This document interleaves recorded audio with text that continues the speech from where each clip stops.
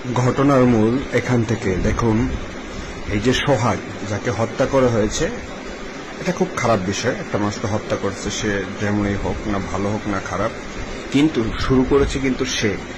ওই একটা লোক বসা আছে, সোহাগ এই যে ঢুকতেছে, এই যে ঢুকে তার মাথার মধ্যে চেয়ার দিয়ে কত জোরে একটা বাড়ি দিছে, একবার চিন্তা করুন।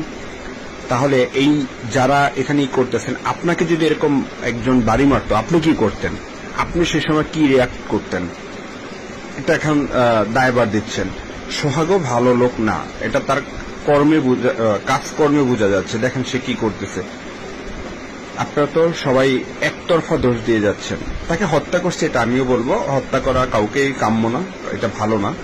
কিন্তু সে এই যে লোকজন নিয়ে এসে এখানে কিন্তু গ্যাঞ্জামটা সে সৃষ্টি করেছে। ওই লোকটাকে দেখেন কিভাবে শট মারতেছে, আপনি দেখেন। তাহলে এইটার কি বিচার হবে? শুরু করছে সে লোকজন নিয়ে এসে ওই লোকটাকে মারতেছে।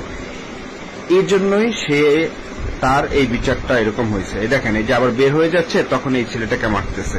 মানে সেই সন্ত্রাস, কিন্তু সেই একটা বড় সন্ত্রাস। কিন্তু এটা দোষ দেওয়া হচ্ছে অন্য মানুষকে। হত্যা করছে এজন্য সবাইকে দোষ।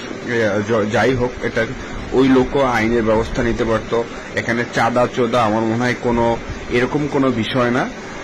এটা বিএনপির উপরে ডাইরেক্ট দোষ দেওয়া হচ্ছে, কিন্তু এটা তাদের পূর্বের কোনো শত্রুতা বা কিছু বা এইগুলো কিছু নিয়ে এই লোকটার মাথায় কত জোরে একটা চেয়ার দিয়ে বাড়ি মেরেছে, খুবই দুঃখজনক।